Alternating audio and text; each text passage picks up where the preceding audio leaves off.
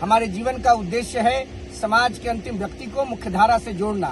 जो गरीब है, जो निर्बल है, जो दुर्बल है, जो वंचित है, जो दलित है, जो पिछड़ा है, जो आर्थिक आधार पर विपन्न है, चाहे किसी भी जाति और धर्म का हो, वो देश के मुख्यधारा में आए, यह हमारे जीवन का लक्ष्य है। नमस्कार, न्यूज़ फॉर नेशन देख रहे हैं आप और मैं हूं अदिति आपके साथ।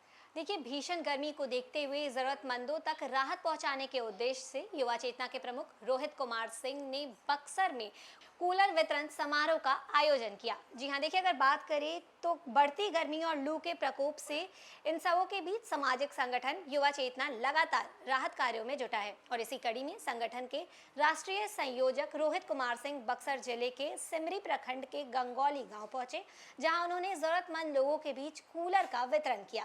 कार्यक्रम में बड़ी संख्या में ग्रामीण लोग जो है वो मौजूद रहे और कूलर वितरण कार्यक्रम की शुरुआत जरूरतमंद और कमजोर वर्ग के लोगों को राहत सामग्री प्रदान की गई।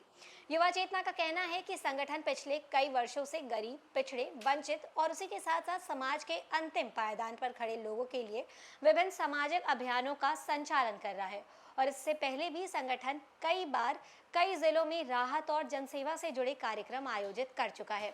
इस अवसर पर रोहित कुमार सिंह ने कहा कि उन्होंने अपना जीवन गरीब, पिछड़े, वंचित और समाज के अंतिम व्यक्ति के उत्थान के लिए समर्पित कर दिया है।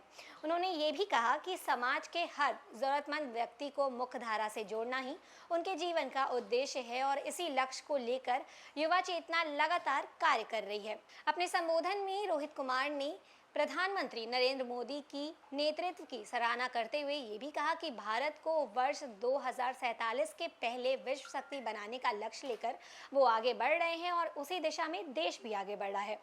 उसके आगे प्रधानमंत्री के नेतृत्व में देश की प्रतिष्ठा वैश्विक स्तर पर मजबूत हुई है और युवाओं के लिए नए अवसर भी देश में पैदा हुए हैं।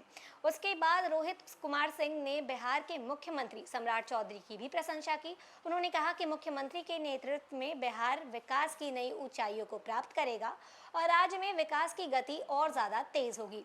उनका ये विश्वास है कि आने वाले वर्षों में बिहार देश की अग्रणी राज्यों में अपनी मजबूत पहचान बनाएगा। कार्यक्रम के दौरान स्थानीय ग्रामीणों ने इस पहल की सराहना की और उसी के साथ साथ भीषण गर्मी में राहत पहुंचाने के लिए युवा चेतना का आभार भी व्यक्त किया।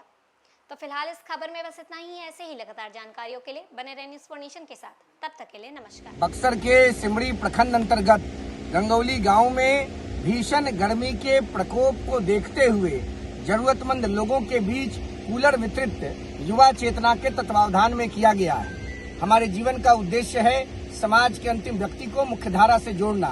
जो गरीब है, जो निर्बल है, जो दुर्बल है, जो वंचित है, जो दलित है, जो पिछड़ा है, जो आर्थिक आधार पर विपन्न है, चाहे किसी भी जाति और धर्म का हो, वो देश के मुख्यधारा में आए, यह हमारे जीवन का लक्ष्य है। बिहार प्रगति के पथ पर जाए, बिहार अपने खोए हुए वैभव को पुनः प्राप्त करे।